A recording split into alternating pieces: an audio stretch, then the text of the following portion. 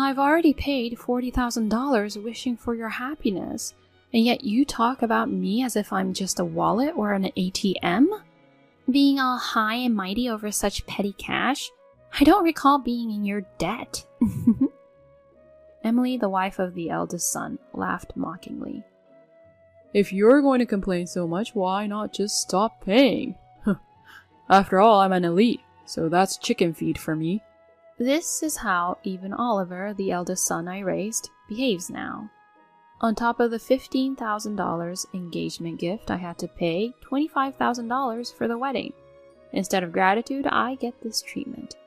They've only ever seen me as a cash cow. I brought him up wrongly. I won't ever be at their beck and call again. I understand your feelings very clearly now. Are you sure about that? I won't let you see your grandchild, you know. I retorted to Oliver, who had threatened me.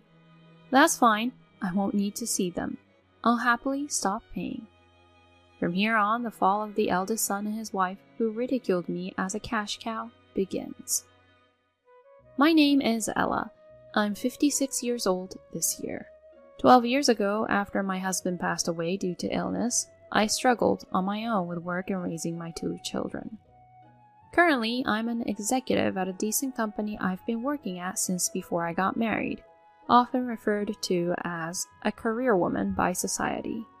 My children, who were in high school when my husband died, have both graduated from college and now have jobs, so I'm somewhat relieved.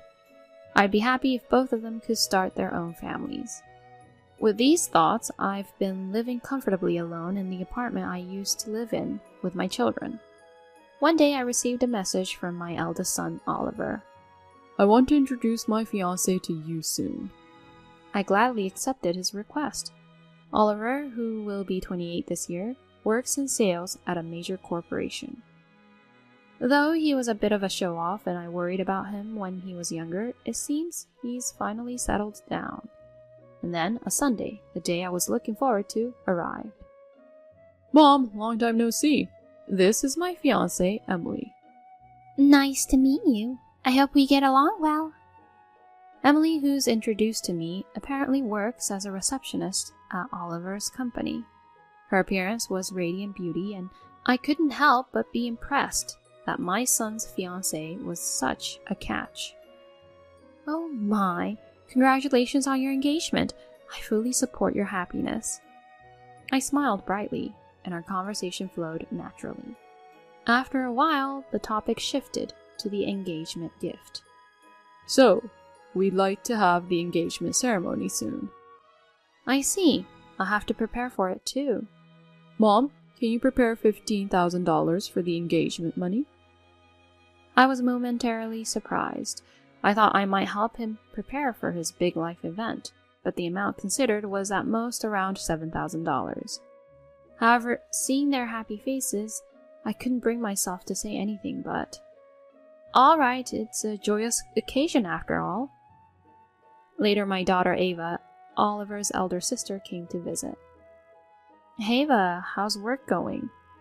"I had a deadline yesterday. I'm doing all right, so don't worry." Ava is a comic artist. While she hasn't had a huge hit, she has a regular series and seems to be making a living from it. Given her talent for drawing and her love for comics since she was young, it might be her true calling. By the way, Mom, I heard Oliver is getting married? Yes, that's right. He brought his fiancée Emily over to introduce her recently. Speaking of which, they mentioned an amount of $15,000 for the engagement gift. Really? People still do dowries nowadays? $15,000 does sound steep, but I've heard that they might use that money towards the wedding or even give back half of it, calling it a dowry return. Is that how it is? It's a significant event in one's life, so it's just how it is. It's hard for you too, Mom, but maybe it can't be helped. You're right. It is a joyous occasion after all. Then, on the day of the dowry ceremony, I gave them the promised $15,000 as agreed. Both Emily and her parents looked very happy. We will use this for our new life together. They they said as they put away $15,000. I had expected a dowry return, but there wasn't one. However, I told myself that this was just the nature of dowries. If it ensures their happiness and a blissful marriage, then it's fine. Yet, a few days later, I was hit with another shock from Oliver. We want our wedding to be grand, with many guests from the company and other associates, maybe around 250 people. That sounds wonderful. So, Mom, I'll be counting on you to make the prepayment for the wedding. Wait, am I supposed to pay for it? I had always assumed that couples paid for their own weddings. Please, Mom. It's common for parents to pay for the wedding, isn't it? But I already gave a lot for the dowry, didn't I? Emily's parents are frail and can't be relied upon. After we get the wedding gifts, I'll pay you back. Reluctantly, I opened the invoice Oliver handed me, only to find a staggering amount, $25,000. I felt dizzy, thinking about how grand they're planning their wedding to be if this was just the advance payment. Wait a minute, isn't this a bit too much? Why don't you just have a ceremony that's within your means? Emily says she doesn't want to compromise because it's a once-in-a-lifetime event. Plus, wouldn't you want to show her parents how happy she looks? Hearing this, I felt like I couldn't refuse. I understand. It's a once-in-a-lifetime joyous occasion after all. As I said this, Oliver grinned and said, "Thanks," and then went home. Later, I transferred the $25,000 as an advance payment to the wedding venue. It was tough to dip into the savings I had been setting aside for my retirement, but I told myself it's for my child's happiness. 2 months later, on the wedding day, the venue was indeed luxurious, and it took me by surprise. I went to the venue early in the morning with Ava, changed into a formal dress, and got my hair set. Just as I was about to knock on the door of the bride and groom's waiting room, I heard their conversation from inside. Man, we're so lucky to have such a lavish ceremony thanks to my mom. Totally. She gave us the $15,000 for the dowry, and I even got a new bag with it. She's like a walking wallet. More like an ATM. Let's keep withdrawing from her. Oh, Oliver, you're so bad. Ava and I were frozen in place, overhearing their conversation. Emily joyfully said, If we ask, she'll probably pay the remaining cost of the wedding, right? Of course she will. Just leave it to me. Then, with the wedding gifts, let's go on a honeymoon to Hawaii. And of course, my parents will come with us. Maybe she can even buy us a luxury condo. That sounds great. Let's get my mom to pay for that too. She's got the money after all. The hand I had raised to knock started trembling. Ava gently pulled me away from the door. As I took deep breaths, I held Ava's hand on my shoulder and said, Ava, once the ceremony starts, there's something I'd like you to check for me. Of course, Mom. Leave it to me. And so Oliver and Emily's wedding ceremony began. Even when I heard their vows in the chapel and when the reception started with a toast, the conversation I overheard kept replaying in my mind. Now let's welcome the groom's mother, Ella. Even when the spotlight was on me following the MC's introduction, all I could manage was to stand up and barely smile. Ava, who had been going around the venue and greeting guests, came back. Mom, I checked with Emily's relatives too. Both of Emily's parents are perfectly healthy. I knew it. This is too much. We should protest. I'll be with you.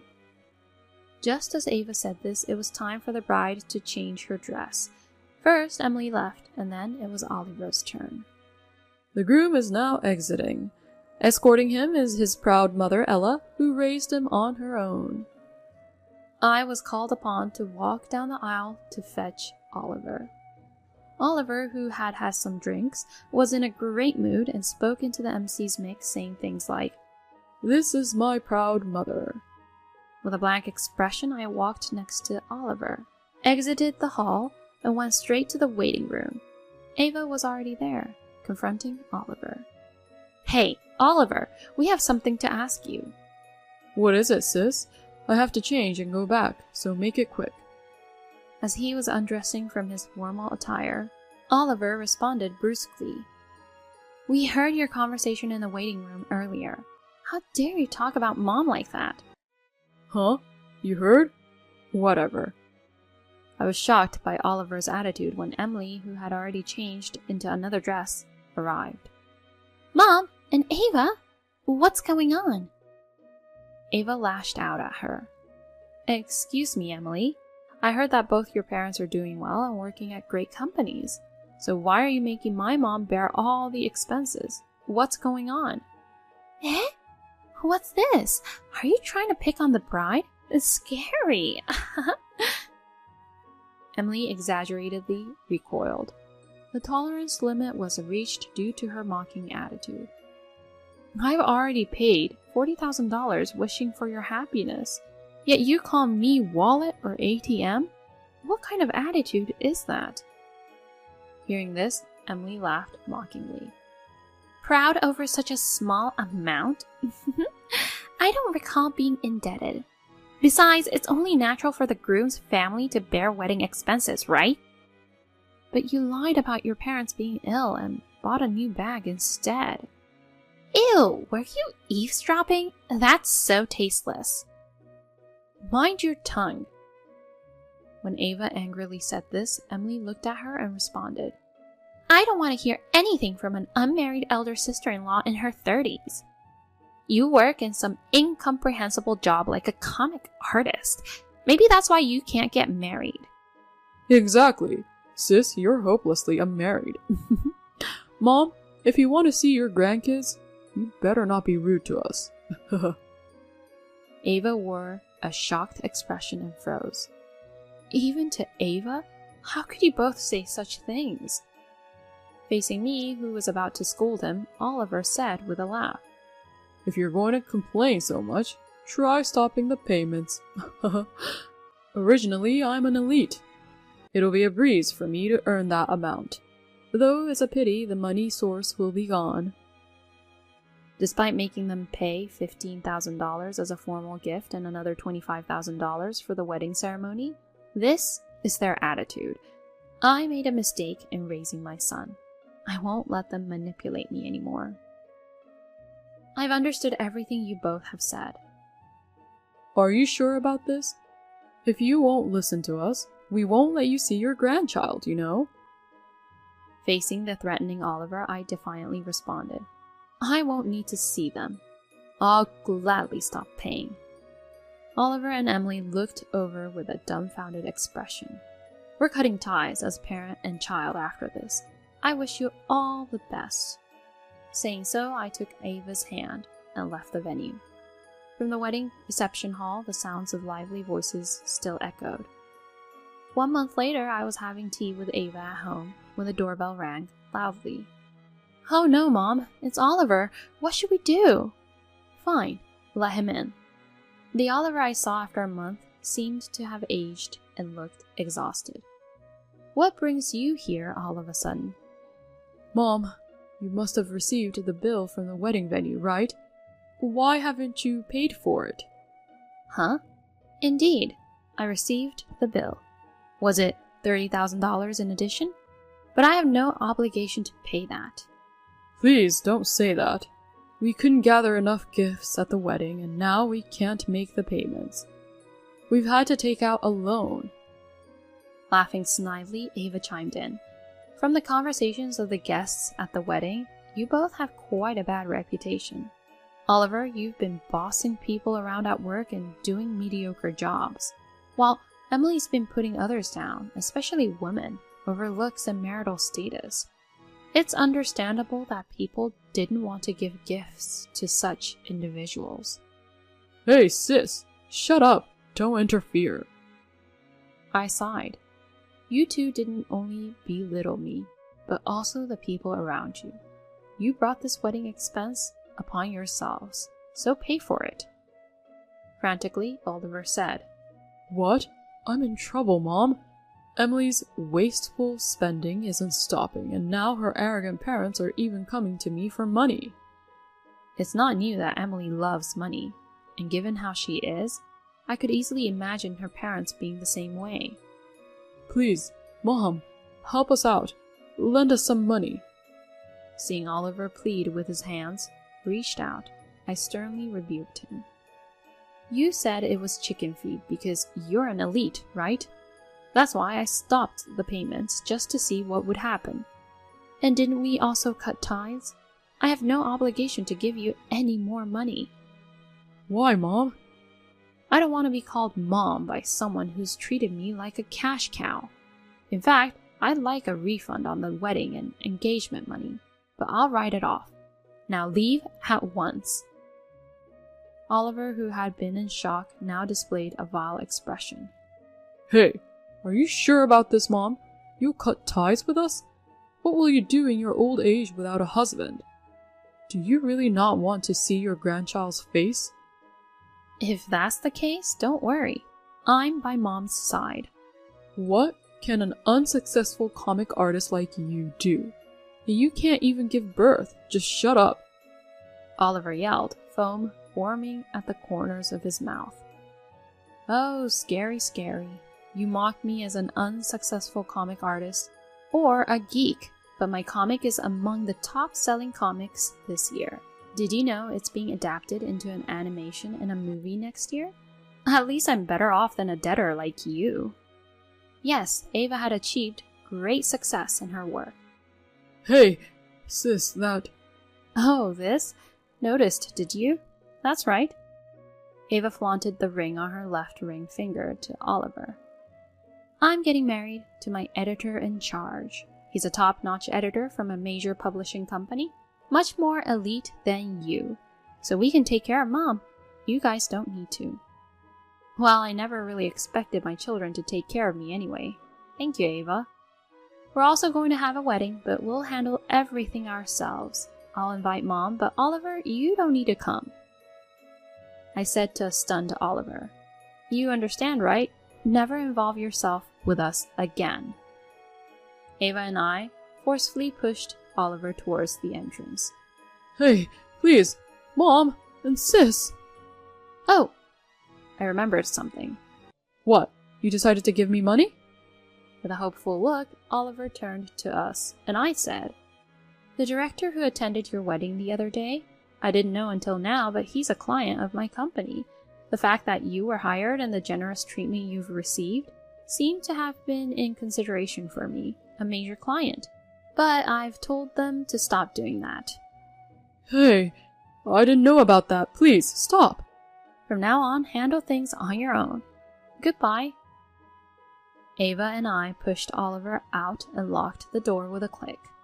Oliver was shouting outside, but when we ignored him, he eventually went silent. A year passed since then. I sold the house immediately to ensure that Oliver and Emily wouldn't visit and purchased an apartment in a senior housing complex for my retirement. According to a neighbor from my previous apartment, Oliver and Emily had once come and caused a trouble, shouting, Why isn't she here? So I believe my decision was correct. As for Oliver and Emily, their dream of a new luxury tower apartment faded, and they now live in a small apartment. In the end, Oliver was demoted due to his past behavior, perhaps because he fell from his elite status and his pride was hurt. Oliver's attitude towards others reportedly worsened. It's almost a wonder he hasn't been fired yet. Emily, who retired after getting married, continued her lavish spending for a while, but the couple's funds ran out quickly. Even with debt, Emily's extravagant habits didn't change, and she continues to rely heavily on her parents. It seems the couple fights daily now. I hope the two of them will learn the value of hard work and the importance of cherishing those around them and mature. Well, that might be impossible for those two, though. My relationship with Ava remains strong. Ava's husband is a good man, and he treats me well. They are expecting a baby soon. I'm looking forward to seeing my lovely daughter and grandchild, and that's what keeps me going every day.